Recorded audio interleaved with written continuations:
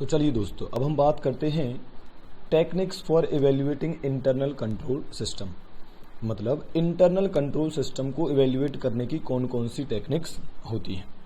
ठीक है, तो इसके पहले मैं आपको थोड़ा सा बैकग्राउंड बता देता हूं। वो ये है कि जब हम क्लाइंट का ऑडिट करने जाते हैं और वहां जाकर हम ऑडिट प्रोसीजर लगाते हैं, तो उसमें सबसे पहले हम रिस्क असेसमेंट प्रोसीजर लगाते हैं, फिर हम फर्दर ऑडिट प्रोसीजर लगाते हैं, और फर्दर ऑडिट प्रोसीजर में पहले हम लगाते हैं compliance procedure, that is test of control. मतलब पहले हम क्लाइंट का कंट्रोल चेक करते हैं, वहां के इंटरनल कंट्रोल सिस्टम को चेक करते हैं, और उसके बाद हम जाते हैं कहां पर, सब्सटेंटिव ऑडिट प्रोसीजर को लगाने के लिए, और उसमें हम क्या करते हैं, actual checking of books of account. इसका मतलब क्लाइंट के यहां जब हम जाते हैं तो हम बुक्स ऑफ अकाउंट बाद में चेक करते हैं, पहले हम उसके यहाँ की कंट्रोल सिस्टम को चेक करते हैं। अगर कंट्रोल सिस्टम अच्छा मिला तो बुक्स ऑफ अकाउंट की चेकिंग कम करनी होती है, और कंट्रोल सिस्टम बुरा मिला तो बुक्स ऑफ अकाउंट की चेकिंग ज्यादा करनी होती है। ठीक है, अब आ जाते हैं यहाँ पर। तो भाई कौन कौन सी टेक्निक्स हैं इंटरनल कंट्रोल सिस्टम को इवेल्युएट करने की। टोटल 4 टेक्निक है इंटरनल कंट्रोल सिस्टम को इवेल्युएट करने की। पहली टेक्निक का नाम है इंटरनल कंट्रोल क्वेश्चनियर। ठीक है, दूसरी का नाम है चेकलिस्ट, तीसरा नैरेटिव रिकॉर्ड, और फोर्थ है फ्लो चार्ट। ठीक है, जैसा नाम है वैसे ही इनका मीनिंग है। सबसे पहले बात करते हैं इंटरनल कंट्रोल क्वेश्चनियर की। तो ऑडिटर क्या करता है, एक क्वेश्चनियर बनाता है, मतलब एक कागज पर बहुत सारे क्वेश्चंस लिखता है क्लाइंट के इंटरनल कंट्रोल सिस्टम से रिलेटेड। ठीक है, और फिर उन क्वेश्चंस के जवाब किससे मांगता है, क्लाइंट के स्टाफ से। तो देखो क्या लिखा है, prepared by auditor, filled by client. तो ऑडिटर ने एक क्वेश्चनियर का सीरीज बनाया, और वो क्वेश्चनियर का सीरीज किसके लिए इशू कर दिया, क्लाइंट के लिए, कि लो इसको भर कर दो। ठीक बात है। चेकलिस्ट क्या होता है, ऑलमोस्ट इंटरनल कंट्रोल क्वेश्चनियर जैसा ही होता है, बस एक छोटा सा अंतर है। वो क्या है कि prepared and filled by auditor staff. मतलब ऑडिटर की टीम ही चेकलिस्ट बनाएगी और ऑडिटर की टीम ही उसके जवाब भरेगी। कैसे भरेगी सर, वो क्लाइंट से पूछ कर। ठीक है, जैसे कि मान लो हमें पूछना है क्लाइंट से कि क्यों आपके यहाँ परचेस करने के पहले टेंडर्स बुलाए जाते हैं क्या, तो अपन ने ही क्वेश्चन बना लिया और अपन उनसे पूछेंगे, जवाब उनका हाँ या ना जो भी आएगा वो लिख लिया करेंगे, है ना। तो इंटरनल कंट्रोल क्वेश्चनियर और चेकलिस्ट में बेसिकली केवल एक ही डिफरेंस है, मेन डिफरेंस है। वो क्या है कि इंटरनल कंट्रोल क्वेश्चनियर ऑडिटर बनाता है और क्लाइंट भर के देता है उसे, लेकिन जो चेकलिस्ट है वो ऑडिटर का स्टाफ, ऑडिटर की टीम ही बनाती है और ऑडिटर की टीम ही उसे फिल करती है। फिर नैरेटिव रिकॉर्ड की बात करते हैं। आपको डायग्राम दिखाई दे रहा होगा। नैरेटिव रिकॉर्ड में क्या होता है कि अपन किसी क्लाइंट के पास जाते हैं और उसका एक एक डिस्क्रिप्शन, हर डिपार्टमेंट में हर जगह जाते हैं, और जो भी दिखाई देता है उसको पैराग्राफ के फॉर्म में लिखते चले जाते हैं। एक बोरिंग सा तरीका है ना। तो ये हो जाता है तुम्हारा नैरेटिव रिकॉर्ड। अपन सबके बारे में डिटेल में चर्चा करेंगे, अभी एक हिंट दे रहा हूं बस, है ना। फिर बात करते हैं फ्लो चार्ट की।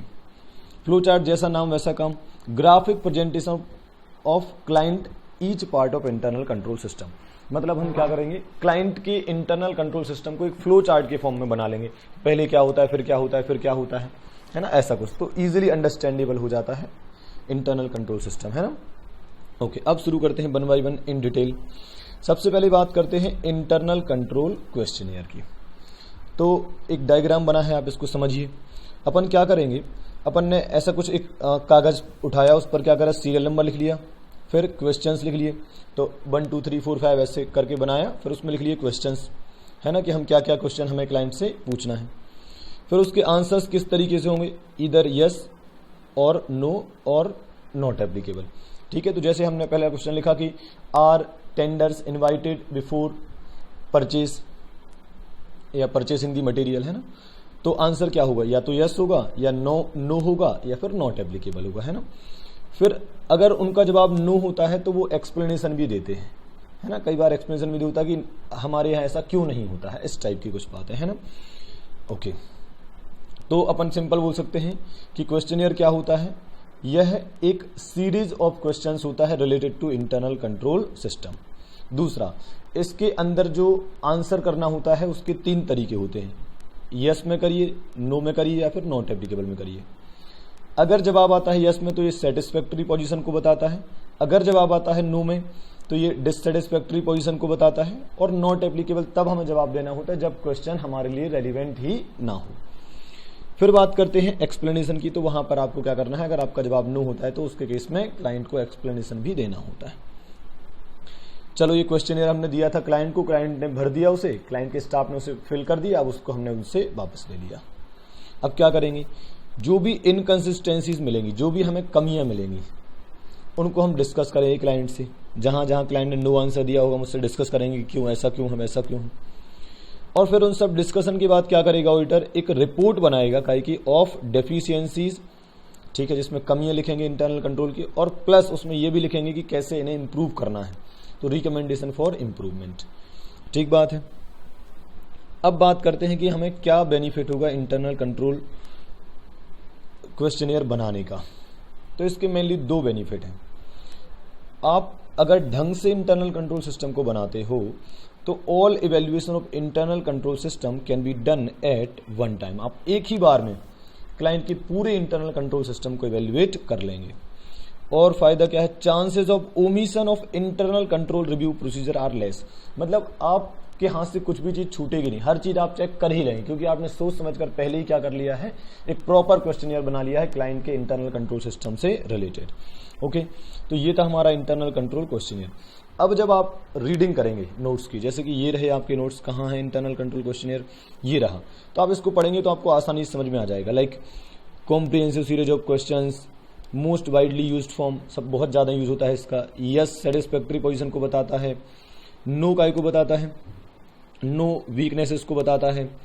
फिर नो के केस में आपको एक्सप्लेनेशन का कॉलम भी बनाना होता है। अगर क्वेश्चन रेलिवेंट नहीं होगा तो नॉट एप्लीकेबल लिखना होगा। ठीक है, फिर भरता कौन है, क्लाइंट का स्टाफ भरता है। फिर इनकंसिस्टेंसीज अगर कुछ मिलती हैं तो क्लाइंट से डिस्कस की जाती हैं। फिर ऑडिटर एक रिपोर्ट बनाता है जिसमें डेफिशिएंसीज लिखी जाती हैं और ऑडिटर को जो रिकमेंडेशन देने हैं वो भी लिखे जाते हैं। फिर इसके फायदे क्या हैं कि कोई चीज छूटेगी नहीं। फिर अगर प्रॉपर क्वेश्चनियर बनाया है तो पूरा इंटरनल कंट्रोल सिस्टम एक ही बार में रिव्यू हो जाएगा। तो ये थे हमारे फायदे काय के इंटरनल कंट्रोल क्वेश्चनियर के या इंटरनल कंट्रोल क्वेश्चनियर के बारे में पूरा डिटेल। अब बढ़ते हैं हम आगे। तो ये हो गया हमारा इंटरनल कंट्रोल क्वेश्चनियर। ठीक है, सेकंड बात करते हैं हम फ्लो चार्ट की। तो फ्लो चार्ट का क्या है, जैसे ही फ्लो चार्ट अपन बोलते हो तो एकदम से अपने दिमाग में क्या आता है, कुछ डायग्राम टाइप का, कि सबसे पहले ये आएगा हिरार्की टाइप का, इसके नीचे आएगा, इसके नीचे ये दो चीजें आएंगी, इस टाइप से कुछ मन में आता है ना। तो इसलिए मैंने इसको डायग्राम फॉर्म में बनाया है, क्योंकि एग्जाम में हमें 4 नंबर का आंसर लिखना होगा, तो हम कैसे कौन कौन सी बातें लिखेंगे। तो सबसे पहले देखो, जब भी कोई भी technique of internal control system पूछी जाए, लाइक इंटरनल कंट्रोल क्वेश्चनियर पूछे या फ्लो चार्ट पूछे या चेकलिस्ट पूछे या कुछ भी पूछे, तो आपको सबसे पहले क्या लिखना है, it is a technique for evaluating internal control system. Internal control को इवेल्युएट करने की यह एक टेक्निक है। दूसरी बात हम क्या बताएंगे, graphic presentation of entities each part of internal control system. Internal control system जो क्लाइंट का है उसका ग्राफिक जो प्रेजेंटेशन होता है उसे हम क्या बोलते हैं, फ्लो चार्ट बोलते हैं। फिर this is the most concise way of recording the auditors review of system. मतलब ऑडिटर जब क्लाइंट के सिस्टम को रिव्यू करता है तो रिव्यू करने के कई तरीके हो सकते हैं, जैसे इंटरनल कंट्रोल क्वेश्चनियर या चेकलिस्ट या नैरेटिव रिकॉर्ड, और वैसे ही उनमें से क्या है, फ्लो चार्ट। तो जब ऑडिटर इंटरनल कंट्रोल सिस्टम को रिव्यू करता है तो रिव्यू करने का सबसे अच्छा तरीका, most concise way of recording the auditors review of system यही है ना, एक शॉर्ट एंड स्वीट। कि आप देखते हैं ना, कितनी भी बड़ी बात हो अगर फ्लो चार्ट में बना दी जाए तो अपन को लगता है कि यार ये बहुत समझ में भी ज्यादा आती है और छोटी सी भी हो जाती है वो, है ना। So this is what most concise way of recording the auditors review of system. ठीक है, और क्या बोल सकते हैं फ्लो चार्ट के बारे में, it minimises the amount of narrative explanation. अब आपको बहुत सारे पैराग्राफ में लिखने की जरूरत नहीं है, नैरेटिव एक्सप्लेनेशन कम हो जाता है, फ्लो चार्ट में लिखने का काम कम हो जाता है। फिर it gives bird's eye view. Birds eye view मतलब कि आपको एक ही बार में पूरा इंटरनल कंट्रोल सिस्टम समझ में आ जाता है। आप कभी भी किसी चीज को डायग्राम में देखना, आपको जल्दी से बात समझ में आ जाती है ना। So it gives bird's eye view. फिर weakness can be easily spotted. आपको कमियां आसानी से पता चल जाएंगी, डायग्राम में आपको इजीली दिख जाएगा कि यार कौन सा पॉइंट है जहां पर कुछ कमी लग रही है। ठीक है, ओके। फिर यह जरूरी क्यों है, मतलब फ्लो चार्ट टेक्निक का यूज होना क्यों जरूरी है, तो उसके पीछे 3 कारण अपन ने लिखे हैं।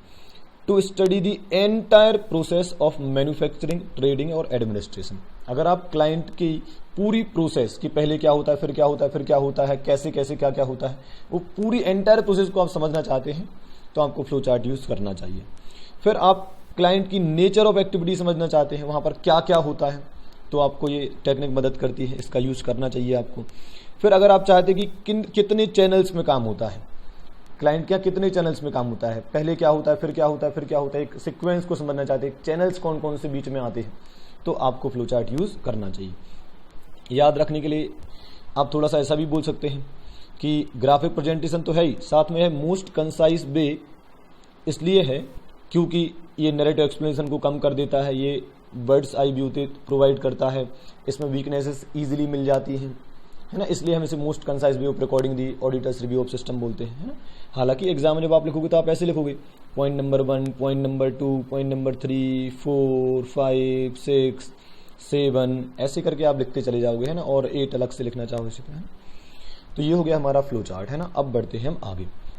तो मेन जो एग्जाम के पॉइंट ऑफ व्यू से अपन करें तो इंटरनल कंट्रोल क्वेश्चनर और फ्लो चार्ट ही मेनली एग्जाम में हमेशा पूछे जाते हैं, पर ठीक है थोड़ा सा डिस्कशन अपन किस बारे में कर लेते हैं, नैरेटिव रिकॉर्ड के बारे में।